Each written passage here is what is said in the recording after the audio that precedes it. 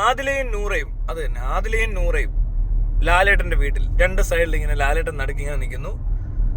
വളരെ നല്ല രസമുള്ളൊരു ഫോട്ടോ. ഒരുപാട് വർഷങ്ങൾക്ക് ശേഷം മോഹൻലാലിന്റെ നല്ലൊരു ഫോട്ടോ, നല്ലൊരു കാഴ്ച, മോഹൻലാലിന്റെ നല്ലൊരു ക്വാളിറ്റി ഉള്ളൊരു ഒരു ഒരു ഒരു ഒരു എന്താ പറയണ്ട ഒരു പരിപാടി, ഒരു ക്വാളിറ്റി കണ്ടന്റ് ഫ്രം മോഹൻലാൽ. ഈ തീട്ട പരിപാടികൾ അവതരിപ്പിക്കുന്ന സമയത്ത് ഇങ്ങനെയുള്ള കുറച്ച് കൊള്ളാവുന്ന പരിപാടികൾക്ക് അവതരിപ്പിക്കത്തുള്ളൂ. അത് നല്ല രസമുണ്ടാകുന്ന കാണാൻ. അത് വേറെ അധികം പേര് അങ്ങനെ കണ്ടില്ല. ഈ ഫോട്ടോയിൽ കാണുമ്പോൾ നമുക്ക് ശരിക്കും പറഞ്ഞാൽ എനിക്കതൊക്കെ ഇഷ്ടമാണ് കേട്ടോ. ഇങ്ങനെ മോഹൻലാലിനൊക്കെ ചെയ്യാൻ പറ്റുന്ന ആളാണ് ശരിക്കും പറഞ്ഞാൽ. ഇങ്ങനെ ചെയ്യുന്നതിനൊക്കെ ഇത് ഇഷ്ടം പോലെ നല്ല കണ്ടന്റ് ചെയ്യാന്നേ. അപ്പോഴാണ് ഇവിടെ കിടന്നുകൊണ്ട് എയർപോർട്ടിൽ നിന്ന് ഇറങ്ങി വരിക. ഈ പട്ടിത്തീട്ട പരിപാടികൾ അവതരിപ്പിച്ച് നടക്കുന്ന സമയത്ത് കുറച്ച് കൊള്ള ഈ തീട്ടങ്ങളോട് കൂടിയ പിന്നെ തീട്ട പരിപാടി ചെയ്യാനുള്ളത് അതല്ലേ പ്രശ്നം. അതായത് നമ്മൾ ഈ ക്വാളിറ്റി ഇല്ലാത്ത ആൾക്കാർ നമ്മുടെ ചുറ്റും കൂടി എങ്ങനെ ഇരിക്കും? നമ്മൾ നശിച്ചു പോകും എന്ന് പറഞ്ഞ പോലത്തെ ഒരു അവസ്ഥയാണ് ഈ മോഹൻലാൽ. കാലം മാറി. ഒരു പ്രത്യേക കാലഘട്ടത്തിൽ ചിലപ്പോൾ ആ കൂട്ടുകെട്ട് ഗുണം ചെയ്ത് കാണും. പക്ഷെ പിന്നീട് ഇങ്ങോട്ട് വരുമ്പോൾ അത് തന്നെ പിടിച്ചോണ്ടിരുന്ന് കഴിഞ്ഞാൽ അയാൾക്ക് നാശം ഉണ്ടാകത്തുള്ളൂ. അതാ സംഭവിച്ചുകൊണ്ടിരിക്കുന്നത് ഇവിടെ. മോഹൻലാൽ കുറച്ചുകൂടി അപ്ഗ്രേഡ് ചെയ്യണം, അപ്ഡേറ്റ് ചെയ്യണം. ഇക്കയുടെ അപ്ഡേഷൻ പോലല്ല, ഇതേപോലെ കുറച്ചും കൂടി സാമൂഹ്യ പ്രസക്തിയുള്ള അല്ലെങ്കിൽ സൊസൈറ്റിക്ക് യൂസ്ഫുൾ ആയിട്ടുള്ള കാര്യങ്ങൾ മോഹൻലാലിന് ചെയ്യാൻ പറ്റും. മോഹൻലാൽ ഭയങ്കര ക്ലാസ് ആയിട്ട് ചെയ്യേണ്ട ഒരു മനുഷ്യനാണ്. അത് ചെയ്യേണ്ട ആളാണെന്ന് എനിക്ക് തോന്നിയിട്ടുള്ളത് കേട്ടോ. അയാളുടെ ഒരു പെരുമാറ്റമൊക്കെ കാണുമ്പോൾ അറിയാമല്ലോ. എല്ലാവരും നല്ല വൃത്തിക്ക് ഇടപെടും, ആർക്കും ഒരു വെടുപ്പില്ല. മൊന്നെ എല്ലാം ഇട്ട് മോനെ തിന്ന മോനെ കഴിച്ച മോനെ എന്നൊക്കെ ചോദിക്കുന്ന ഒരു പാർട്ടിയാണ്. എല്ലാവർക്കും അറിയാമല്ലോ എന്താ ചോദിക്കുന്നതെന്ന് സെറ്റിലൊക്കെ വന്ന്. അപ്പൊ അങ്ങനെയൊക്കെ ചോദിക്കുന്ന ഒരാളാ. അതല്ലാതെ പിന്നെ മറ്റേ അവാർഡ് കൊടുക്കുന്ന ഏതോ ചടങ്ങിലിരുന്ന് ഇങ്ങനെയൊക്കെ കാണിക്കത്തില്ലേ, അതൊക്കെ കാണിക്കാൻ എനിക്ക് വലിയ വിരോധം തോന്നി. പക്ഷെ ഒരു കേണലാണ് കാണിക്കുന്നത്, അതാ പ്രശ്നം. ഈ കേണലിനെ പിടിച്ചോണ്ട് അവിടെ കൊണ്ടിരുത്തി. ഏതാ മുണ്ടക്കയില് ഇത് വന്നപ്പോ കേണലി എന്നേക്കുക കുലുക്കി തക്കത്ത അങ്ങനത്തെ ഊളത്തിലൊക്കെ കാണിക്കുന്നിടത്തേ ഉള്ളു കുഴപ്പം. അതൊക്കെ വൃത്തികേടാ കാണിക്കുന്നത്. അതൊന്നും പറഞ്ഞു കൊടുക്കാൻ ആളില്ല. സ്വയം ചിന്തിക്കാനുള്ള ബുദ്ധിയും ബോധവും വെളിവും ശേഷിയൊക്കെ നഷ്ടപ്പെട്ടു. അത് അതിലും വലിയ പൊട്ടൻ. അപ്പൊ അങ്ങനത്തെ മണ്ടത്തരങ്ങൾക്ക് കൂട്ടു നിൽക്കുന്ന നിർത്തി കഴിഞ്ഞാൽ ഈ പൊട്ടന്മാരുടെ കമ്പനി വിട്ടാൽ തന്നെ ചിലപ്പോൾ അങ്ങേർക്ക് പ്രത്യേകിച്ച് ചിന്തിക്കാനുള്ള ശേഷിയൊന്നും ഇല്ലെന്നുള്ളത് എല്ലാം വ്യക്തമാണ്. കഥ സെലക്ട് ചെയ്യുന്നിടത്തും ഓരോ ദിവസത്തെ പരിപാടി അറ്റൻഡ് ചെയ്യുന്നിടത്തും എല്ലാം വ്യക്തമാണ്. പുള്ളിക്ക് അറിയത്തില്ല. പുള്ളിയോട് ആരോ കൂട്ടുകാരൊക്കെ പറയുമ്പോൾ ആ പോകാൻ പറയുമ്പോൾ ആ ചാടിക്കറി പോവും, നാണം കെട്ട് നാറും, അങ്ങനെയൊക്കെ ചെയ്യുന്ന ഒരാളാ. പക്ഷെ ഇത് കൊള്ളാന്ന്. ഇത് ആരെടുത്ത തീരുമാനം? ഇത് ആരാ വിളിച്ച്, ആരാ പറഞ്ഞ്? അയാളൊന്ന് ശ്രദ്ധിക്കണം. മോഹൻലാലിനോട് ആരാണോ ഇത് പറഞ്ഞത്? ബിഗ് ബോസ് വെച്ച് തന്നെ പുള്ളി പറഞ്ഞാന്നോ? ആരാണ്ടൊക്കെ ഇറക്കി വീട്ടിൽ കയറ്റാൻ കൊള്ളത്തില്ല അങ്ങനെ പറഞ്ഞോ? അങ്ങനെ വേണം, അതാ പറയണ്ട. അങ്ങനെ വേണം. മോഹൻലാലിൽ നിന്ന് അതൊക്കെ വേണ്ടത്. എന്ത് വേണേ കാണിക്കട്ടെ. പക്ഷെ ഇത് വളരെ നല്ലൊരു തീരുമാനമായിരുന്നു. ഒരു ഉമ്മ കൊടുക്കട്ടെ ലാലേട്ടനൊരു ഉമ്മ. അങ്ങനെ അത് അത്രയും നല്ലൊരു കാര്യമായിപ്പോയി. അങ്ങനെയൊക്കെ പറഞ്ഞിട്ടുണ്ട്. തീർച്ചയായിട്ടും അത് ചെയ്യണം. മനസ്സിലായല്ലേ? എന്ന് പറഞ്ഞ് ദിലീപിന്റെ പടത്തിൽ പോയി അഭിനയിക്കണ്ടെന്ന് എല്ലാം അങ്ങ് തിരിച്ചു ചെയ്യല്ലേ കേട്ടോ.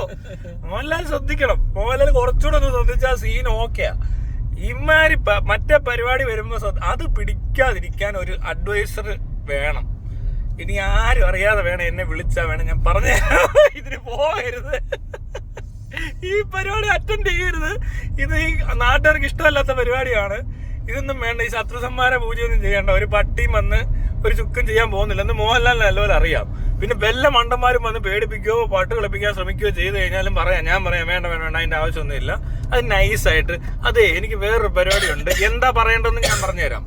ആ ദിവസം മൂലക്കുരുവിന്റെ അസ്കതയെന്നോ വയറിളക്കോന്നോ ഒക്കെ പറഞ്ഞാൽ മതി. മനസ്സിലായില്ലേ? എന്തെങ്കിലും പറഞ്ഞ് ഒഴിവാക്കുക. അതൊക്കെ അതിനുള്ള പരിപാടി ഞാൻ പറഞ്ഞുതരാം എങ്ങനെ ചെയ്യണമെന്നൊക്കെ. നമ്മളൊക്കെ ഇതൊക്കെ ഡെയിലി ചെയ്യുന്നതല്ലേ. ചിലപ്പോൾ മോഹൻലാലിനെ കൊണ്ട് പറ്റത്തില്ലായിരിക്കും, മറന്നുപോയി കാണും. ആ പഴയ പരിപാടിയൊക്കെ ഓർമ്മയുണ്ട്. കോളേജിലൊക്കെ വെച്ച് നമ്മൾ ഉടായ്പ കാണിക്കുന്ന സാധനമൊക്കെ മോഹൻലാലൊക്കെ ഒരുപാട് വർഷം കഴിഞ്ഞപ്പോൾ അതൊക്കെ മറന്നുപോയി.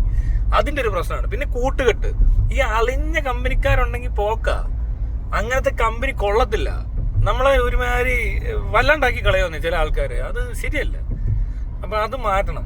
പിന്നെ ഞാൻ പറഞ്ഞ പോലെ എന്തെങ്കിലും സംശയമോ പ്രശ്നമോ ഉണ്ടെന്ന് തോന്നിയാൽ അല്ലെങ്കിൽ ഇങ്ങനെയുള്ള കണ്ടന്റ്സ് ആൾക്കാർക്ക് ഇഷ്ടപ്പെടുന്ന സാധനം, എനിക്ക് ആൾക്കാർക്ക് ഇഷ്ടപ്പെടാത്ത സാധനം ചെയ്യാൻ അറിയാം. അതിനർത്ഥം നിങ്ങൾ വിചാരിക്കുന്ന പോലെ എനിക്ക് ഇഷ്ടപ്പെടുന്ന കാര്യം ചെയ്യാൻ അറിയത്തില്ലെന്നല്ല.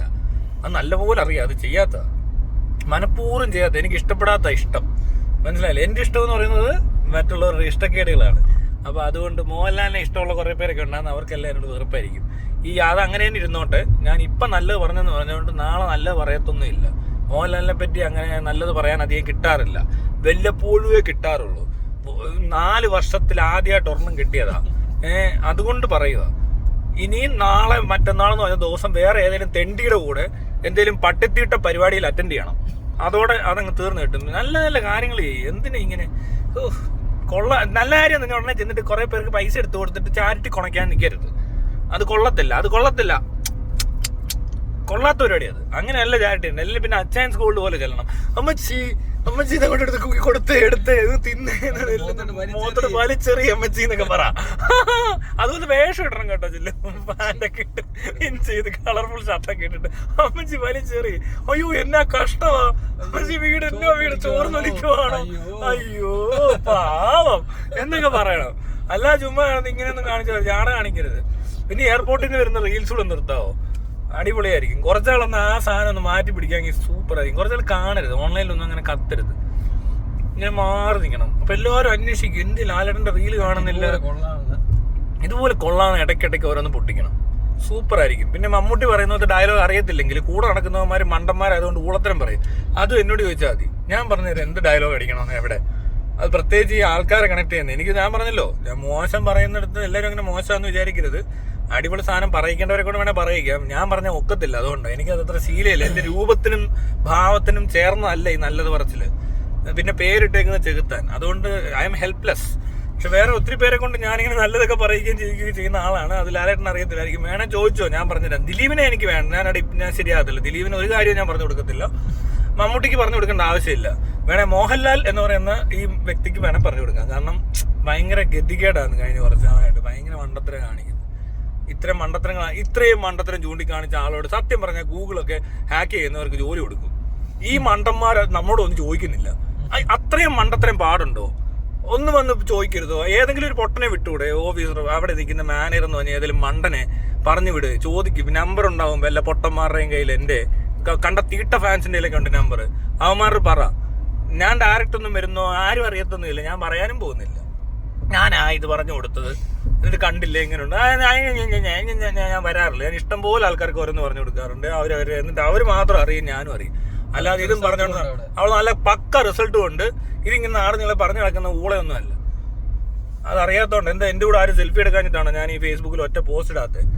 ആ തീട്ടപ്പരിപാടി അവതരിപ്പിക്കാമല്ലോ. അത് മോഹൻലാലാണെങ്കിലും അവതരിപ്പിക്കത്തില്ല. എനിക്ക് മോഹൻലാൽ അത്ര വലിയ ആളല്ല, മനസ്സിലായോ? മോഹൻലാലിന് തോന്നുമായിരിക്കും ഞാൻ മോഹൻലാലിനെ കാണുമ്പോൾ മോഹൻലാലെന്ന് വിചാരിക്കുന്നു. അങ്ങനൊന്നും ഇല്ല. മോഹൻലാൽ എന്നെ സംബന്ധിച്ച് ഇത്തരം മണ്ടത്തരം ചെയ്യുന്നൊരു മനുഷ്യൻ മാത്രമാണ്. ആള് നടനായിരിക്കാം, സിനിമകളൊക്കെ ചെയ്തിട്ടുണ്ടായിരിക്കും. പക്ഷെ എനിക്ക് അങ്ങനെ വലിയ ആളായിട്ട് തോന്നിയിട്ടേ ഇല്ല കേട്ടോ. ഉള്ള കാര്യം ഞാൻ പറയാം. അപ്പം അതുകൊണ്ട് വേണമെങ്കിൽ ആ മാനേജറോട് വല്ലതും പറയാം. അല്ല നിങ്ങളാരും വിളിക്കൊന്നും വേണ്ട. എന്നെ അങ്ങനത്തെ പറയന്മാർ വിളിച്ചാൽ എനിക്ക് ഇഷ്ടമല്ല.